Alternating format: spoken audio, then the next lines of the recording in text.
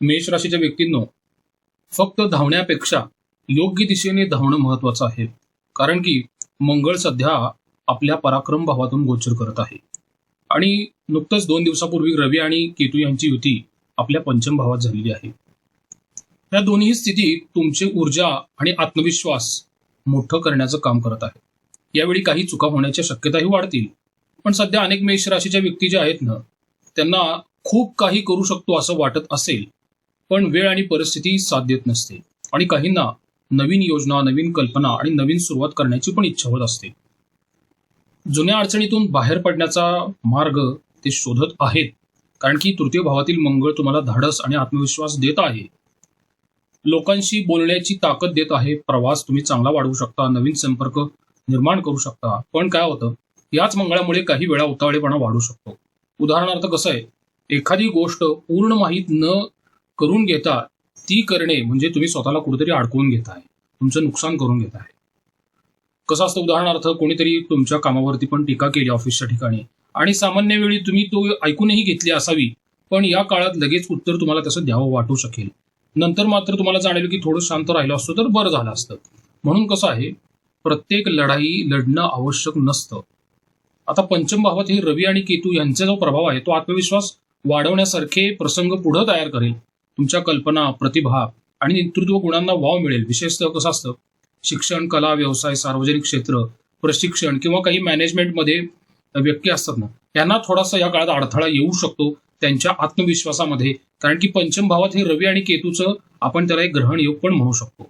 अशा काळात मानसिक स्थिती अशी होती की तुम्ही तर सध्या लढाई करण्याच्या परिस्थितीत आहात, सतत मजबूत राहण्याचा प्रयत्नही तुम्ही करत आहात आणि या काळात काही वेळा ठीक आहे, तुम्हाला थकवा जाणवलेला आहे, पण अपेक्षित परिणाम जो आहे तो थोडासा उशिरा मिळणार आहे. मग याची सकारात्मक बाजू कशी असते, मला काही या काळात थांबण्याची आवश्यकता नाही, पण हा काळ तुम्हाला पुढील टप्प्यासाठी तयार तर करतोय. ज्या गोष्टी गेल्या काही महिन्यांपासून अडकल्या होत्या ना, त्यात हळूहळू हालचाल दिसू शकते आणि काही नवीन संधी समोर येऊ शकतात. काही महत्वाच्या व्यक्तींची मदत मिळू शकते. त्यामुळं या काळात मला असं सांगू वाटतं सुरुवातीलाच की वेग तुमच्याकडे आहे, आता दिशा योग्य निवडावी लागणार आहे. कारण चुकीच्या दिशेने जर तुम्ही गेलात तर थकवा मिळतो आणि योग्य दिशेने जर पळालात तर यश मिळतं ना. ही साधी गोष्ट आहे. लक्षात ठेवा, मंगळ तुम्हाला धाडस देत आहे आणि रवी तुम्हाला चमकण्याची संधी देतो आहे. फक्त रवी आणि केतू यांची युती जी आहे ती विवेक आणि संयम हा कसा टिकवायचा हे तुम्हाला आता शिकवणार आहे. कुठेतरी तुमच्या बाबतीत ह्या पंचम भावामुळे गैरसमज तयार होताना दिसून येतील, म्हणजे नोकरीच्या ठिकाणी असेल किंवा व्यवसायाच्या ठिकाणी असेल. लक्षात घ्या, शहाणा योद्धा जो असतो ना, तो फक्त धाडस दाखवत नसतो, तो योग्य वेळी योग्य निर्णय घेत असतो. आणि येत्या काळात कसं आहे, तुमची खरी ताकद रागात नाहीये तर संयमामध्ये दिसून येईल आणि तुमची खरी जिंकणारी बाजू वेगात नाहीये तर योग्य दिशेतील सातत्याने दिसेल. संघर्ष असतील पण संधीही असतील, अडथळे असतील पण त्यांना पार करण्याची ताकदही तुमच्यामध्ये असणार आहे. नोकरी आणि व्यवसायाच्या बाबतीत जर विचार केला तर कसं आहे, पंचमस्थ रवी आणि केतू यांची युती जी आहे ती नोकरीच्या ठिकाणी गोंधळ निर्माण करते. हे तुम्हाला अपेक्षित नसलेले काही चुकीचे परिणाम येतात आणि अपेक्षित नसलेले चांगले पण परिणाम येतात. आणि तृतीय भावातला मंगळ तुम्हाला पुढाकार घेण्यास मदत करतो. आता हा काय, तुमच्या प्रतिभेला जागरूकता आणतो. नवीन कल्पना तुम्ही तुमच्या नोकरीच्या ठिकाणी अंमलात आणू शकता. आणि आता काहीतरी मोठं करायचं आहे असं तुम्हाला सारखं वाटेल, पण सावधगिरीची पण गरज आहे. कारण की सध्या शनी महाराजांचं 12व्या स्थानातून वक्री गोचर आहे. त्यामुळे घाईघाईत नोकरीत निर्णय घेणं योग्य नाहीये. आणि नोकरी करणाऱ्या व्यक्तींसाठी कसं होतं, तुमच्या ऑफिसच्या ठिकाणी तुमचं महत्त्व जरा तुम्हाला कमी झालंय असं वाटेल किंवा तुम्ही कुठंतरी असं डॉमिनेट केला गेलेलं आहे असंही तुम्हाला वाटेल, असं घडू शकतं. पण याचबरोबर तुम्हाला एक महत्वाची भूमिका पण मिळते जिथं तुम्ही स्वतःला सिद्ध करू शकता. ही पण चांगली बाब त्या मंगळ आणि रवी केतू युतींची आहे. आता तुमच्या डिपार्टमेंटमध्ये उदाहरणार्थ एखादं अवघड काम आलं ना, तर इतर लोक मागं सरकतील आणि ते तुमच्याकडे येईल आणि तुम्ही ते चांगल्या प्रकारे करू शकता. ते सुरुवातीला तुम्हाला असं वाटेल की नेहमी माझ्याकडेच का असं, पण याच कामांमुळे वरिष्ठांच्या नजरेत तुमची वेगळी ओळख निर्माण होऊ शकते. ऑफिसच्या ठिकाणी एक काळजी घेतली पाहिजे. तुम्ही कसं आहे, सरळ बोलण्याचा तुमचा स्वभाव आहे, जे वाटतं ते बोलता, ही चांगली गोष्ट आहे. पण ऑफिसच्या ठिकाणी प्रत्येक सत्य लगेच बोलणं नेहमी फायदेशीर ठरत नसतं ना. विशेषतः कसं आहे, मंगळामुळे बोलण्यात आक्रमकपणा वाढू शकतो. म्हणजे एखाद्या बैठकीमध्ये किंवा मिटिंगमध्ये वरिष्ठांशी तुम्ही चर्चा करत असाल ना, तर शब्दांवरती मात्र नियंत्रण ठेवणं गरजेचं आहे. नोकरी बदलण्याचा विचार जर करत असाल तर थांबवा तो. कारण इथं जी परिस्थिती आहे तीच तिथं असू शकते. संधी येतील तुम्हाला, तुमच्या इंटरव्ह्यूज होतील, ओळखीतून तुम्हाला नवीन मार्ग सापडतील, पण जी इथं परिस्थिती आहे ना तीच तुम्हाला काही महिन्यांनी नवीन जॉबमध्ये पण दिसायला मिळेल. त्यामुळे मला असं वाटतं की सारासार विचार करून आहे तीच नोकरी ठेवावी. व्यवसाय करणाऱ्या व्यक्तींसाठी नवीन ग्राहक येतील, नवीन संपर्क तयार होतील, पण तुमचे जे ग्राहक आहेत की नाही त्यांच्यामध्ये तुमच्या बाबतीत थोडासा कुठेतरी शंकाभाव तयार होत आहे आणि ते तुमचे स्पर्धक तयार करत आहेत. एक वास्तव लक्षात ठेवा बरं का, व्यवसाय करण्यासाठी तुम्हाला अनेक कल्पना आहेत डोक्यामध्ये, पण कोणती कल्पना उत्कृष्ट आहे हे तुम्हाला लक्षात आलं पाहिजे ना. सर्व कल्पना काय एकाच वेळी तुम्ही सुरू करू शकत नाही ना, त्याचा मोह तुम्ही टाळला पाहिजे. तुमची सध्याची जी ऊर्जा आहे ना ती अनेक दिशांना विभागली गेलेली आहे. तुम्ही भागीदारीमध्ये सावधगिरी ठेवली पाहिजे. नवीन भागीदारी किंवा काही तुम्ही जॉईंट प्रोजेक्ट करत असाल ना तर सर्व अटी स्पष्ट ठेवा. तोंडी आश्वासनांवरती अवलंबून राहू नका आणि मग नंतर गैरसमज निर्माण होऊ शकतात. स्पर्धा वाढणार आहे नोकरीच्या ठिकाणी पण आणि व्यवसायाच्या ठिकाणी पण, आणि व्यवसायामधलं आर्थिक चलन थोडंसं मंदावलंय असंही वाटेल. आता या तृतीय भावातल्या मंगळाची एक खास गोष्ट आहे, विरोधक तुमच्यासमोर टिकू शकत नाही, पण तुम्हाला त्या आत्मविश्वासाने उभं राहायचं आहे व्यवसायाच्या ठिकाणी. नोकरी करणाऱ्यांसाठी पण मी सांगतो की रागाच्या भरात नोकरी बदलू नका. ईमेल, कागदपत्र आणि करार नीट वाचा. सर्व कल्पना लगेच अंमलात आणू नका आणि अपूर्ण माहितीवर निर्णय घेऊ नका. काम आणि विश्रांती यामध्ये तुम्ही समतोल ठेवला पाहिजे. एक महत्वाची गोष्ट मित्रांनो, मेष राशीची सर्वात मोठी ताकद म्हणजे सुरुवात करण्याची हिंमत असते. पण यश फक्त सुरुवात करणाऱ्यांना मिळत नाही, तर यश त्या लोकांना मिळतं जे शेवटपर्यंत टिकून राहतात. म्हणून कसं आहे, या काळात उत्साह तुम्ही कायम ठेवा, पण त्या उत्साहाला शिस्त आणि संयमाची जोड पण दिली पाहिजे ना. कारण मंगळ तुम्हाला वेग देणार आहे आणि सूर्य तुम्हाला ओळख देणार आहे, पण सातत्य ह्या दोन्ही गोष्टींमध्ये तुम्हाला यश मिळवून देईल. आता कुटुंब, नातेवाईक यांचा जर विचार केला तर अक्षरशः गैरसमजाचं वातावरण दिसतंय सध्या कुटुंबामध्ये. छोट्या छोट्या गोष्टींवरून वाद होत आहेत, विकोपाला पण जात आहेत. पण तरी सुद्धा एक लक्षात घ्या, तुम्ही तुमच्या कामात व्यस्त असताल, नोकरी व्यवसायामध्ये, पण कुटुंबाला तुम्ही फार कमी वेळ देता. यामुळे अशा घटना सध्या तुमच्या आयुष्यात वाढत आहेत. पंचम भावातला मंगळ काय करतोय, तुमच्या घरामध्ये थोडे गैरसमज अजून वाढवून देतोय.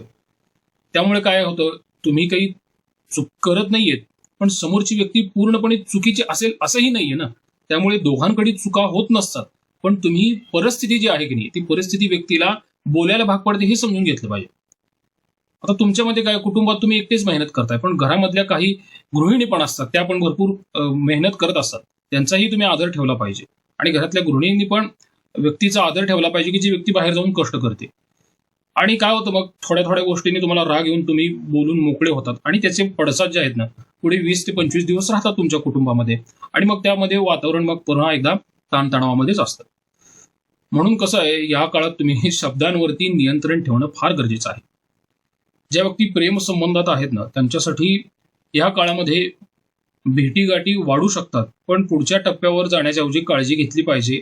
कारण की पंचमातला सूर्य आणि केतू जे आहेत ना ते निराशा कुठंतरी वाढवून देतात आणि गैरसमज तयार करतात, आणि ते गैरसमज टोकाला जाऊन पुन्हा एकदा तुम्हाला त्या रिलेशनमधून बाहेर पडावं लागतं.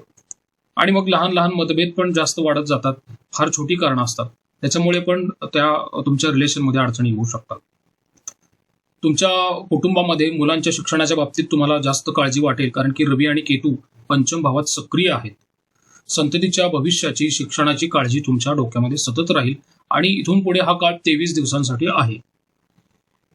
कुटुंबामध्ये असंही होतं बरं का, की त्यांना तुमच्याकडून बऱ्याच अपेक्षा असतात, पण तुम्ही बाहेरच्या व्यक्तींच्या अपेक्षांमध्ये गुंतले गेलेले असतात. मग त्या नोकरीच्या ठिकाणच्या असतील किंवा व्यवसायाच्या ठिकाणच्या असतील. त्यामुळे तुम्ही कुटुंबाच्या अपेक्षेचा आदर करत नाही, आणि हे सुद्धा एक मोठं कारण ह्या काळात असू शकतो मतभेद निर्माण करणारं.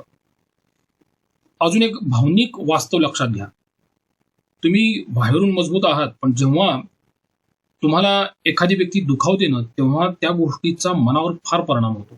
फरक एवढाच आहे की तुम्ही ते दाखवत नाहीये. या काळात विशेष काळजी काय आहे की रागाच्या भरात निर्णय तुम्ही अजिबात घेऊ नका, आणि जोडीदाराचं म्हणणं पूर्णपणे ऐका, आणि घरातील छोट्या गोष्टी मोठ्या करू नका. जुन्या वादांना पुन्हा उकरून काढू नका, आणि तुमच्या संततीशी संवाद वाढवा. नात्यांमध्ये मीपणा ठेवण्यापेक्षा आपलेपण ठेवा. मेष राशीच्या व्यक्तींनो, ठीक आहे, तुम्ही समस्यातून बाहेर पडण्याची जिद्द ठेवता आणि पडताळच, कारण तुमचा राशीस्वामीच मंगळ आहे. हा नेहमी संकटांवरती मात करण्यासाठी जिद्द वाढवून देत असतो. विजय तुम्हाला मिळेल, पण त्याचबरोबर तो विजय तुम्हाला एन्जॉय करण्यासाठी तुमचे जवळची माणसं बरोबर पाहिजेत ना, तरच तुम्हाला तो विजय पचणार आहे. म्हणून नाती ही जपायचीच असतात. पुढं कसं आहे लक्षात घ्या, 1-2 प्रेमळ शब्द असतात, एक फोन असतो आणि एक माफी असते. या 3 गोष्टी तुम्ही केल्या तर अनेक जुने गैरसमज दूर होऊ शकतात. पण हे करण्यापासून तुमचा स्व म्हणजे अभिमान तुम्हाला नेहमी अडवून ठेवत आहे. तेवढं मात्र तुम्ही या काळात टाळलं पाहिजे. त्यातून तुम्हाला भविष्यामध्ये खूप चांगला फायदा होईल, सर्वच बाबतीत होईल. आर्थिक स्थितीचा जर विचार केला की नाही, तर तुमचा कॅश फ्लो वाढेल, पण खर्च पण होईल. कमाई वाढण्याचे मार्ग दिसत आहेत. काळात फक्त किती कमवता यापेक्षा तुम्ही किती टिकवत आहात यालाही महत्व आहे. उत्पन्नाच्या स्थितीचा विचार केला तर तृतीय भावातील मंगळामुळे नवीन संपर्क, प्रवास, अतिरिक्त काम, काही नवीन प्रोजेक्ट्स किंवा साईड इन्कमचे मार्ग तुम्हाला मिळतील. म्हणजे विशेषतः विक्री, मार्केटिंग, प्रशिक्षण, शिक्षण, मीडिया किंवा टेक्नॉलॉजी ह्याच्यामध्ये असणारे जे स्किल्स आहेत ना, त्याच्यावरती आधारित तुम्हाला कामं मिळतील. पण उत्पन्न वाढलं म्हणून खर्चही वाढवू नका. एक वास्तववादी उदाहरण लक्षात घ्या. तुमच्या हातात अचानक अतिरिक्त जर पैसे आले, बोनस, कमिशन किंवा एखाद्या कामाचा फायदा, त्याच वेळी तुम्ही विचार करता मला मोबाईल बदलायचा आहे किंवा नवीन वाहन घ्यायचं आहे किंवा एखादी महाग वस्तू घेण्याची इच्छा होऊ शकते तुम्हाला. इथे विवेकाची गरज आहे. खर्च कुठे वाढू शकतो? या काळात खर्च वाढण्याची शक्यता काय आहे? ते म्हणजे मुलांचे शिक्षण, प्रवास, वाहन, इलेक्ट्रॉनिक्स वस्तू सुद्धा अचानक खराब होऊ शकतात किंवा तुमचे छंद असतात, मनोरंजन असतात. काही जणांना शॉपिंग करण्याची आवड असते. तर सध्याच्या काळामध्ये आर्थिक नियोजन गरजेचं आहे. मला फक्त हे सांगायचं आहे. गुंतवणुकीत मात्र तुम्ही सावधगिरी ठेवली पाहिजे. तुम्हाला असं वाटेल की ही संधी काही मला पुन्हा मिळणार नाही, त्यामुळे तुमचं कुठेतरी प्रलोभन तयार होईल मनामध्ये आणि तुम्ही गुंतवताल आणि पुन्हा एकदा पैसे घालवून बसताल. याच्या आधी तुम्ही पैसा गुंतवला प्रलोभनाच्या आधारात जाऊन आणि तुम्हाला वाटलं तो दुप्पट होईल, तिप्पट होईल आणि तो अडकून बसला. हे मेष राशीच्या बाबतीत आधीही घडलेलं आहे आणि पुढेही घडू शकतं, कारण की अजून शनी महाराज पुढे सरकलेले नाहीयेत. म्हणून कसं आहे, व्यवसाय असेल, नोकरी असेल, रोख प्रवाहावरती लक्ष ठेवा. कोणत्याही प्रलोभनाच्या आहारी तुम्ही जाऊ नये आणि भावनेच्या भरात आर्थिक निर्णय घेऊ नका. कसं आहे, मित्र आणि नातेवाईक जे असतात ना, त्यांच्यासाठी तुम्ही कुठेतरी जामीन होणे ही पण गोष्ट तुम्ही टाळली पाहिजे सध्याच्या काळात, कारण की त्यांचं कर्ज तुमच्या अंगावर येईल आणि तुम्ही फसले जाताल. काही व्यक्तींना कसं असतं, वाहन, घर आणि मालमत्तेशी संबंधित अचानक निर्णय घ्यावे लागू शकतात. निर्णय घेण्यापूर्वी घाई करू नका. मार्केटमधला रेट काय आहे, तुमचे डॉक्युमेंट्स काय आहेत आणि तुमची आर्थिक क्षमता नीट तपासा. अंथरूण बघून पाय पसरले पाहिजेत ना. आणि बचतीला हात लावण्यापूर्वी विचार करा. बचत ही पुढच्या काळासाठी उपयोगाला ठरते ना. आणि कर्ज घेण्यापूर्वी तुम्ही दोनदा विचार करा. माझं तर स्पष्ट मत आहे, या काळात कर्जच घेऊ नये. आणि अनावश्यक दिखावा टाळा. त्यातून काही मिळत नाही, तात्पुरता आनंद मिळतो. सकारात्मक बाजू अशी आहे बरं का, की या काळात पैशाच्या बाबतीत पूर्ण अडचण तर अजिबात मला दिसत नाही. उलट स्वतःच्या प्रयत्नातून आर्थिक प्रगती करण्याची संधी आहे आणि मंगळ तुम्हाला मेहनतीची ताकद देतो आणि सूर्य तुमची ओळख वाढवतो. म्हणून कसं आहे, योग्य नियोजन जर तुम्ही केलं तर पुढील काही महिन्यात आर्थिक स्थितीत सुधारणा दिसू शकते. आणि विद्यार्थ्यांच्या बाबतीत बरं का, की स्पर्धा परीक्षा किंवा काही टेक्निकल फील्ड असतील, क्रीडा असेल, या कौशल्य आधारित काही कोर्सेस असतील, त्यात प्रगती होईल त्यांची. विद्यार्थ्यांनी फक्त घाईघाईत उत्तर देणे आणि उत्तर लिहिणे टाळलं पाहिजे. हुशार तुम्ही आहात, पण त्याबरोबर शिस्त फार गरजेची आहे तुम्हाला. नाहीतर हुशार ही काय करते, बुद्धीवरती एक प्रकारची धूळ चढवते आणि मग तुम्हाला येणाऱ्या गोष्टी पण येत नाही. त्यामुळे हुशारीचा गर्व करू नये. माणसाने नेहमी आपले पाय जमिनीवर ठेवले पाहिजे. तसंच विद्यार्थ्यांनी पण केलं पाहिजे, कारण की तृतीयातला मंगळ ओव्हर कॉन्फिडन्स विद्यार्थ्यांमध्ये जागवतोच. त्यामुळे नीट चाचपणी करा. तुम्ही कुठं कमी पडत आहात हे तुम्हाला ओळखता आलं पाहिजे आणि हीच ती योग्य वेळ आहे, कारण की पंचमातले रवी केतू आहेत ना, ते तुम्हाला नेहमी स्वतःचं आत्मपरीक्षण करायला भागच पाडतात. तुम्हाला आता ह्या काळात लक्षातच येईल की तुम्ही कुठे चुकत आहात. आणि मी पहिल्यापासून एक गोष्ट सांगतो आरोग्याच्या बाबतीत. आता शनीचं गोचर आलेलं आहे 12व्या भावातून. त्यामुळे जेव्हा जेव्हा तुम्हाला वाटेल की मला काहीतरी आरोग्याचा त्रास होत आहे, तर तिथं हलगर्जीपणा न करता तुम्ही वैद्यकीय सल्ला घेतलाच पाहिजे. ही बाब फार गरजेची आहे. बघू करू अशा जर तुम्ही ओघात गेला तर पुढे जाऊन त्याचा त्रास वाढू शकतो. त्यामुळे आता इथून पुढे हेल्थ कॉन्शियस राहण्याचा काळ तुमचा सुरू आहे. मित्रांनो, एक लक्षात घ्या, माझ्या अनेक व्हिडिओमधून मी काही सकारात्मक गोष्टी सांगतो, काही गोष्टी तुम्हाला सावध करण्यासाठी सांगतो. तर तुम्ही त्या सकारात्मकपणेच घ्या. ह्याच्यामध्ये मला काही कोणाला भीती घालायची नाहीये किंवा कोणाला काही घाबरवायचं आहे असंही नाहीये. तर तशा प्रकारचे विचार तुम्ही करू नका. माझे व्हिडिओ जे आहेत हे फक्त तुम्हाला पुढील येणाऱ्या अडचणींमधून कसं बाहेर पडता येईल किंवा त्याच्यासाठी एक वेगळा प्लॅन कसा तयार करता येईल ह्यासाठी मी व्हिडिओमध्ये विश्लेषण करत असतो. तर तुम्हाला व्हिडिओ कसा वाटला हे जरूर सांगा आणि ह्या आधीच्या व्हिडिओमध्ये मी ज्या उपासना सांगितल्या त्याच तुम्ही कंटिन्यू करत राहा. असाच कुलकर्णी, पंढरपूर. श्रीराम.